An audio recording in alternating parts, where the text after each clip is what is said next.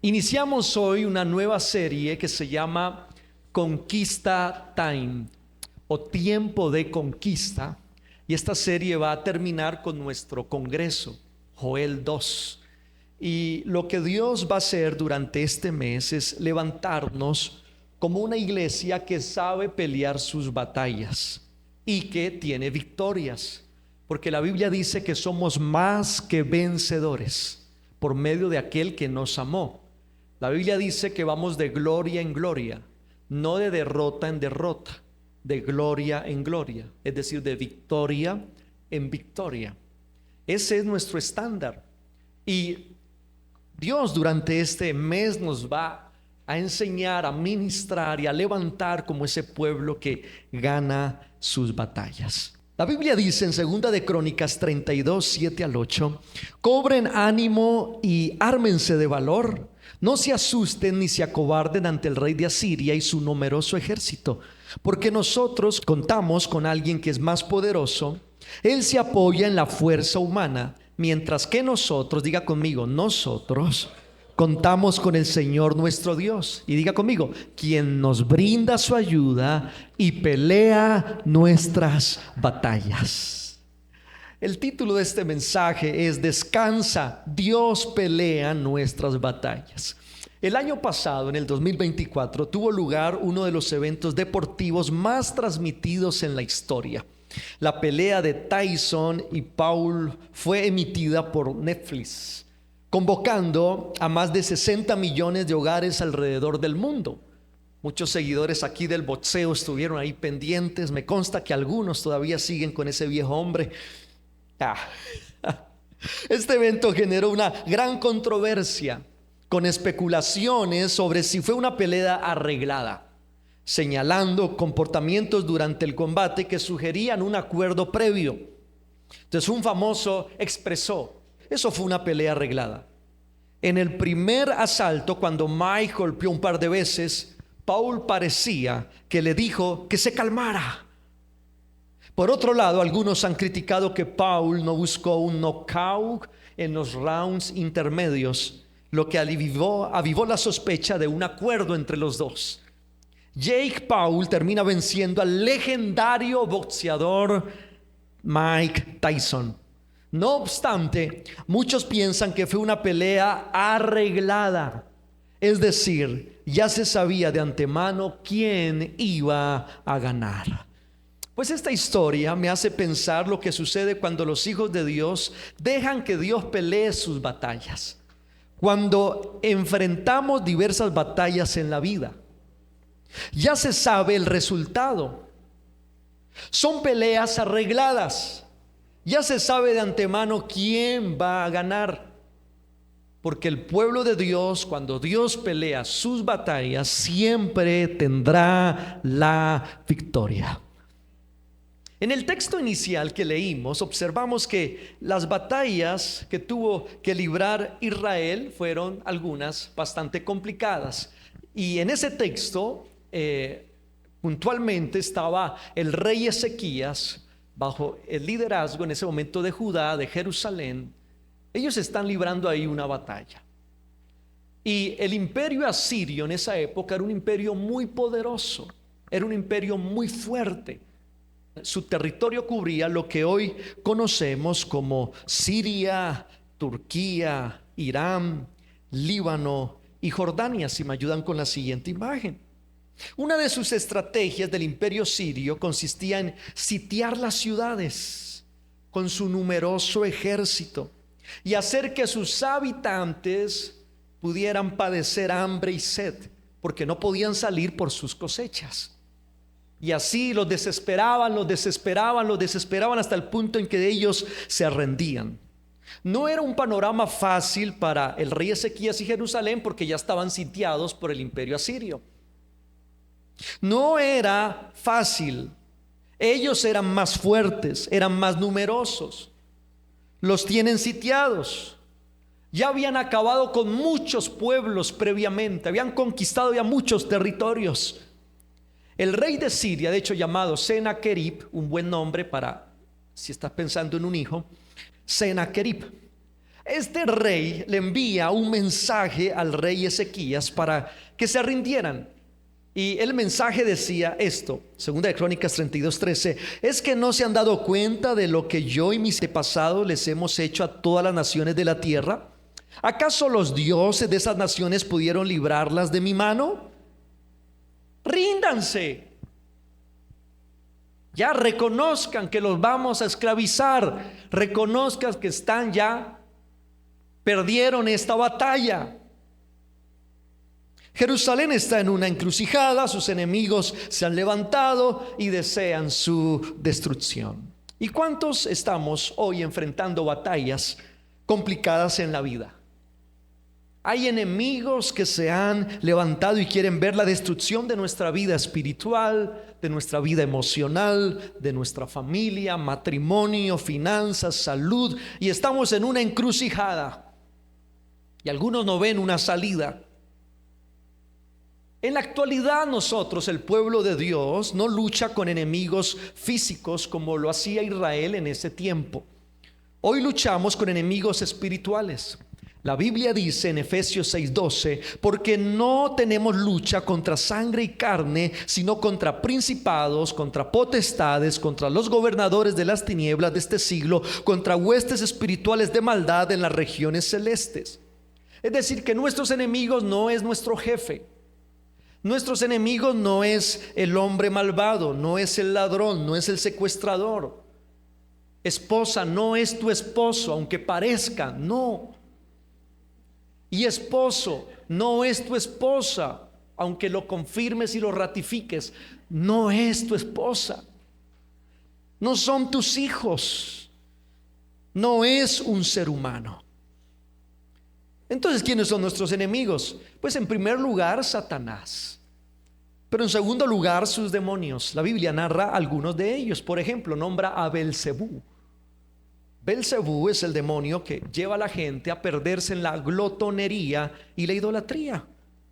Otro, Astarot, que lleva a la gente a perderse en la inmoralidad y la pereza. Otro, Leviatán, que lleva a perdernos en la envidia. Otro, el demonio Mamón, que nos lleva a perdernos en la avaricia. Pero en tercer lugar también la brujería o hechicería ejercida por ciertas personas. Entonces esos son nuestros enemigos. El objetivo principal de nuestros enemigos es dividir. Ese es el objetivo principal.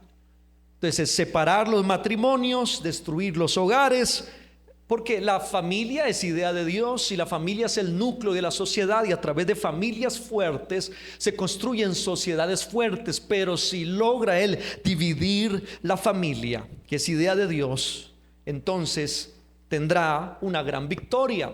Ellos buscan dividir. Él no quiere ver familias felices. Él desea dividir la iglesia, dividir los equipos de trabajo, sacarnos de la iglesia. Eso es lo que buscan. Su arma preferida de nuestros enemigos es la mentira. Mentiras como Dios es malo, tu esposo no te quiere, tu esposa no te quiere, eres un fracaso, para ti no hay perdón, no vas a ser nunca más feliz, solo vives para hacer dinero, nunca vas a prosperar, tu hermano o tu líder son malas personas, no vas a recuperar tu salud. Y como antes vivíamos sin Dios, ellos conocen nuestras debilidades y conocen qué mentira es la que más nos impacta y es la que más siembran en nuestra mente. Juan capítulo 8 versículo 44, y está hablando Jesús con los fariseos. Los fariseos era un grupo religioso de esa época, y Él les dice: ustedes, fariseos, son de su padre el diablo, cuyos deseos quieren cumplir. Desde el principio este ha sido un asesino y no se mantiene en la verdad, porque no hay verdad en él. Cuando miente, expresa su propia naturaleza, porque es un mentiroso, es el padre de la mentira.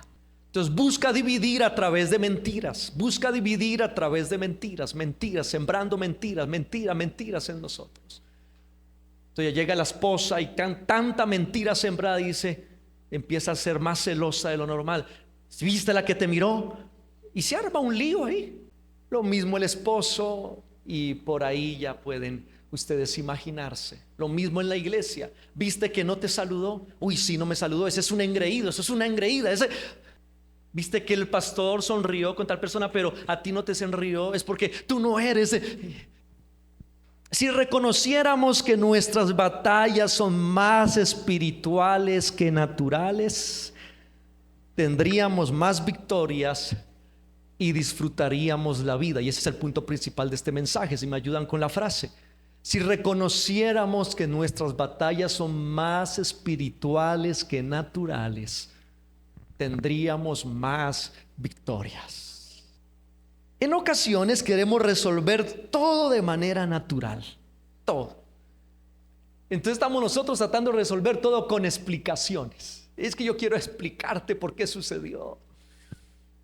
O con justificaciones. O nuestra salida es: si él cedo, yo cedo. Si usted habla con mi marido, él va a cambiar. Si usted habla con mis hijos, de seguro ellos van a cambiar. O le contamos todo a todo mundo, buscando a ver quién es el Mesías, quién nos puede dar una solución. Y resulta que ya estamos en boca de todos. Pero ahí está alguien buscando salidas y victorias con armas naturales, luchando de manera natural, queriendo resolver todo de manera natural. Hoy necesitamos llenarnos de valor y reconocer quiénes son nuestros verdaderos enemigos y declarar lo que el rey Ezequías pronunció. Él dijo: cobren ánimo y ármense de valor. No se asusten ni se acobarden ante el rey de Asiria y su numeroso ejército, porque nosotros contamos con alguien que es más poderoso. Él se apoya ¿en qué? En la fuerza humana, dice Ezequías. Tranquilos, él cree aquí que nos va a vencer humanamente, con sus ejércitos. Ok, déjenlo, dice Ezequías, le dice a Jerusalén, le dice a Israel, le dice a los judíos: tranquilos, con la fuerza humana. Mientras, ayúdenme a leer lo que sigue: mientras que nosotros contamos con el Señor nuestro Dios, quien nos brinda su ayuda y pelea nuestras batallas. ¿Usted lo cree para su vida? Denle un aplauso al Señor.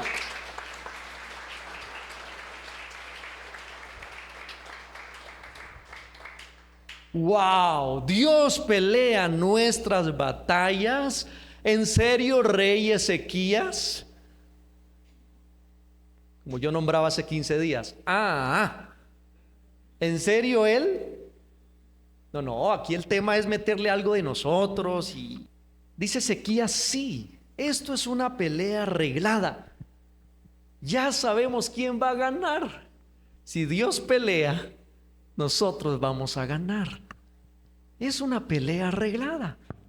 Por ese motivo, el rey Ezequías y el profeta Isaías, hijo de Amós, clamaron al cielo en oración. Entonces el Señor envió un ángel para que exterminara a todos los soldados, a los comandantes y oficiales del campamento del rey de Asiria, quien tuvo que volver avergonzado a su país. Al entrar en el templo de su Dios, sus propios hijos lo asesinaron.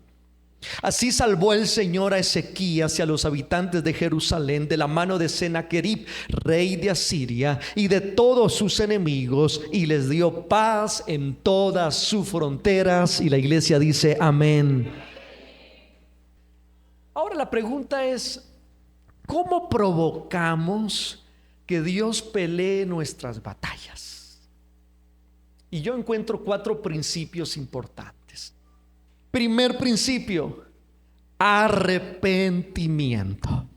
La Biblia dice en 2 de Crónicas 36, hablando de Ezequías previamente le había dicho al pueblo de Israel, a todos: israelitas, vuélvanse al Señor, Dios de Abraham, de Isaac y de Israel. Hay que arrepentirnos. Hay que cambiar nuestro camino. Hay que cambiar nuestra forma de pensar. Arrepentimiento es cambio de mente. Hay que cambiar la forma de pensar de que separados de Dios podemos caminar en la vida. De que separados de Dios es el disfrute en la vida, es el gozo, es el deleite en la vida. Hay que cambiar esa forma de pensar y decirle: Dios, sin ti, como dijo Jesús, separados de mí nada podéis hacer. Sin ti no puedo hacer nada. Quiero caminar la vida, pero caminarla contigo. Eso es arrepentimiento, cambiar de dirección, cambiar una vida en la cual estoy caminando solo, en mi vanidad, en mis pensamientos, con lo que yo creo que es correcto, y ahora decirle: Dios, quiero cambiar mi dirección, y ahora quiero caminar contigo, de tu mano.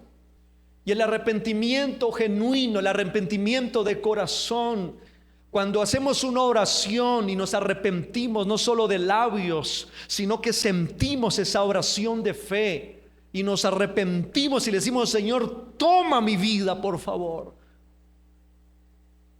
Entonces ese arrepentimiento nos lleva a ser salvos. Y la Biblia dice en Romanos 10:9 que si confiesas con tu boca que Jesús es el Señor y crees en tu corazón que Dios lo levantó de entre los muertos, serás salvo.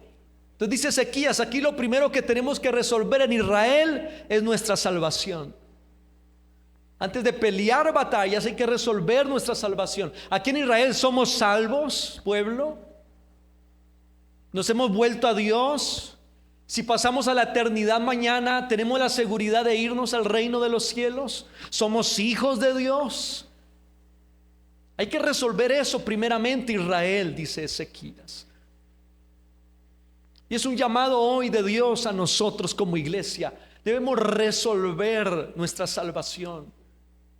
Y qué bueno hoy cuando alguien le abre su corazón y le dice: Señor, yo quiero arrepentirme.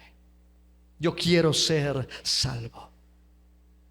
Pero lo segundo que yo veo en Ezequías para que Dios peleara sus batallas es el principio de santificación. ¿No fue acaso Ezequías, dice 2 de Crónicas 30:12, no fue acaso Ezequías mismo quien quitó los santuarios y altares y luego ordenó a Judá y Jerusalén adorar en un solo altar, solo en él quemar incienso? Ezequías santificó Jerusalén. El rey anterior de Ezequías había puesto altares a otros dioses, a la diosa Acera. Y Israel se había ido tras dioses extraños, tras otros dioses y no el Dios de Israel. Entonces Ezequías, una de las cosas que hizo también luego de volverse es tumbar todos esos dioses. Estaban en lugares altos. Vamos a tumbar todos esos dioses, todos esos ídolos, vamos a tumbarlos. Vamos a quitar todas aquellas cosas que a Dios le desagrada y vamos a levantar un altar, pero un altar para adorar al único Dios verdadero. Dios pelea nuestras batallas cuando estamos dispuestos a santificarnos, cuando hay un corazón dispuesto a santificarse. Por eso hoy la pregunta es: ¿qué pecados hoy necesitas apartar de tu vida? Y el Espíritu Santo es experto para revelarte aquellas cosas que están mal en nosotros. Y Él desea que tú lo obedezcas y te apartes de ello. Yo recuerdo que cuando entregué mi vida al Señor, la falta de perdón era un pecado en mí. Yo no quería perdonar a aquellos compañeros del colegio. Yo tenía 13 años, pero tenía un gran rencor hacia ellos, porque se burlaban, me hacían un bullying a un nivel muy alto. De hecho, porque yo no era cristiano, mis papás eran cristianos. Antes de conocer al Señor yo decía: yo no soy cristiano, mis papás son cristianos, yo nada que ver. Pero sin embargo ellos me decían desde lejos: hola, hola no, amén, aleluya. Durísimo. Iban y me buscaban y se arrodillaban para que orara por ellos en son de burla, claro está. Tanto que me llevó, pues yo nunca había peleado, pero me llevó a pelear, y unas veces yo debajo de ellos, otras veces ellos encima mío, y nos dábamos parejo, y ahí estábamos nosotros. Cuando me arrepentí a Dios, una de las cosas que Dios me dijo es: debes perdonarlos. Y me costó, ¿saben? Me costó. No fue sencillo, pero yo entendí que la falta de perdón es como un veneno que me lo tomo yo y espero que le haga daño a otra persona. Vuelvo a repetirlo, la falta de perdón es como un veneno que me lo tomo yo y espero que le haga daño a otra persona. Entendí que el único que me estaba haciendo daño era yo. Me estaba volviendo vengativo, rencoroso, violento. Estaba perdiendo mi gozo, mi felicidad. Me estaba volviendo en una persona que nunca quise ser. Y dije, aquí hay que perdonar. Y le pedí fuerzas al Espíritu Santo, porque para abandonar cosas en la vida, pecados, no necesitas sentir, siento dejar esto. Muchas cosas vas a sentirlas, pero otras cosas tienes que decidir hacerlo. Y luego se va sintiendo. Pero muchas veces el perdón no se siente. No es que yo hago y siento perdonarlos, no, decidí perdonarlos. Y le dije, Espíritu Santo, dame fuerza para perdonar, ayúdame a perdonar. Y empecé a decir, los perdono, los perdono, los perdono, los perdono, no sintiendo nada. A veces recordando y sintiendo sentimientos negativos en mí todavía hacia ellos. Pero en un momento dado se fue totalmente el rencor de mi corazón. Y los pude ver como Dios los veía a ellos, como personas necesitadas de su misericordia. Cuando caminas con Dios, Dios te va mostrando qué cosas necesitas dejar. Y si empiezas a tomar decisiones de santificación, a quitar esas cosas de tu vida,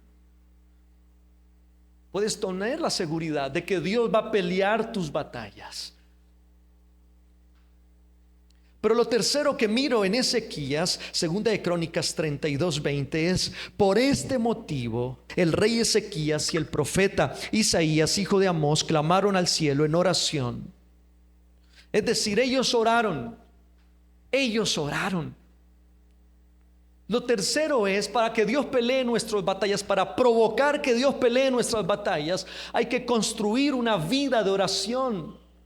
Y eso dice Ezequías, vamos a orar, le dice al profeta Isaías, y mire que se une con otra persona. Y aquí habla de la unidad que hay que tener también para orar. Por eso es importante orar como iglesia, orar juntos, orar unidos, pelear las batallas, unirnos en oración. Y por eso les animo a unirse a los programas de martes y jueves de oración, sea presencial, sea por YouTube. Pero vamos a orar como iglesia. Dice Ezequías, vamos a clamar al Señor. Vamos a orar. La historia de Daniel en el foso de los leones creo que es una de las historias más impactantes que están en la Biblia.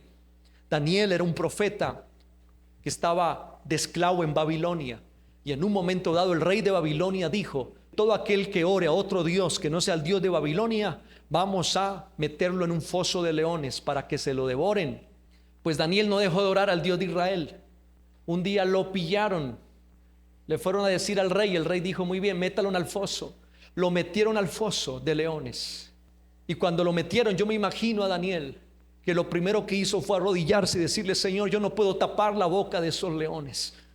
Si ya mis días terminaron, te doy gracias porque parto a tu presencia. Pero si mis días no han terminado, entonces yo sé que tú tienes el poder para tapar la boca de esos leones, y que esta nación conozca quién es el Dios de Israel. Cuando fueron a ver a Daniel, Daniel estaba descansando, tranquilo, de hecho discipulando a los leones, enseñándoles a orar, a leer la Biblia. Descarguen la Biblia Life Church, pueden buscar planes. Si tienen ansiedad, busquen planes de ansiedad. Si sufren de glotonería, busquen ahí glotonería, no comer tanta carne, ser más. Ahí estaba Daniel, su grupo de amistad, mira, ahí estaba. Pero ¿por qué Dios peleó esa batalla por Daniel? Porque la Biblia dice en Daniel 6:10, cuando Daniel se enteró de la publicación del decreto, se fue a su casa y subió a su dormitorio, cuyas ventanas se abrían en dirección a Jerusalén. Allí se arrodilló y se puso a orar y a alabar a Dios. Y dice: pues tenía por costumbre orar, ¿cuántas veces? 3 veces al día. Daniel en la mañana buscaba un tiempo para estar orar y hablar con Dios. Al mediodía se encerraba otro ratico y vamos a alabar a Dios y a orar y a conversar con el Señor. Y luego en la noche, antes de acostarse, decía: vamos a orar y vamos a conversar con Dios otro momento. Una vida de oración. Para Dios pelear nuestras batallas y ganarle al enemigo, hay que aprender a orar. Y por eso el espacio de martes y jueves es un espacio importante, porque aquellos que todavía no han desarrollado esa vida de oración, podemos aprender a orar martes y jueves. Cómo oran, cómo entran en la presencia de Dios. Podemos aprender a orar. Y una de las cosas en la oración es: no me dejes caer en tentación. Cuando decimos eso, le estamos diciendo al Señor: no dejes que el enemigo hoy me ataque. Y le decimos también: líbranos del mal. Pero lo cuarto que yo veo, este principio es el de perseverancia. Dios pelea nuestras batallas cuando encuentra gente perseverante. Dice Gálatas capítulo 6 versículo 9: no nos cansemos de hacer el bien, porque a su debido tiempo cosecharemos si no nos damos por vencidos. Un río no atraviesa una montaña por su fuerza, sino que atraviesa una montaña por su perseverancia. Los cobardes nunca empiezan, los débiles nunca terminan, pero los valientes nunca se rinden. Y la Biblia dice que Dios nos ha dado un espíritu no de cobardía, sino de poder, de amor y de dominio propio. Y la Biblia dice: esfuérzate y sé muy valiente, no temas ni desmayes, porque el Señor estará contigo donde quiera que tú vayas. No sé hoy qué estés viviendo y qué pelea estés enfrentando, pero yo te digo hoy de parte de Dios: sé perseverante. No te canses de hacer el bien. No te canses de orar, de venir a la iglesia, porque eso es el bien. No te canses de perdonar. No te canses de presentar esa situación delante del Señor. No te canses de hacer el bien, porque a su tiempo vas a cosechar si no te rindes. Persevera, avanza, amén, en aquello que Dios para tu vida. ¿Por qué nos encontramos en peleas permanentes? Como que no hay victoria. ¿Por qué miras que no hay salida para esas situaciones?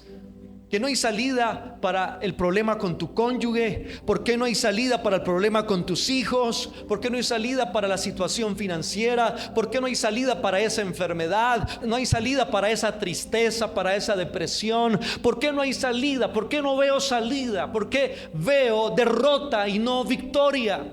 Porque es muy probable que tus armas sean naturales. Entonces dice la Biblia en 2 Corintios 10:4: porque las armas de nuestra milicia no son carnales, sino poderosas en Dios para la destrucción de fortalezas. Hoy el Señor nos dice: iglesia, en vez de ir a enfrentar a tus enemigos con tus armas naturales e irte de frente, ven a mí, dice el Señor. En vez de querer solucionar todo con tus manos y con tus consejos y con tu astucia, dice el Señor: ven a mí, arrepiéntete, santifícate, ora y persevera, y vas a ver que solo te espera victoria tras victoria, tras victoria, tras victoria, tras victoria, tras victoria. Porque cuando Dios pelea nuestras batallas, las peleas están arregladas, iglesia. ¿Cuánto lo adoran al Señor?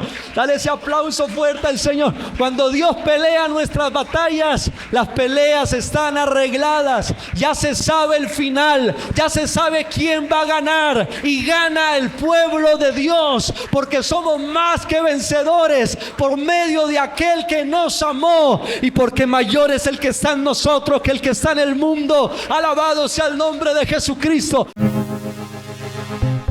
Hola, soy Steven Peña, pastor de la iglesia Jesús Home. Nos alegra que estés aquí. Si este mensaje te gustó, lo puedes compartir con amigos, suscribirte a nuestro canal y de esta manera gozarás de todo nuestro contenido. Dios te bendiga.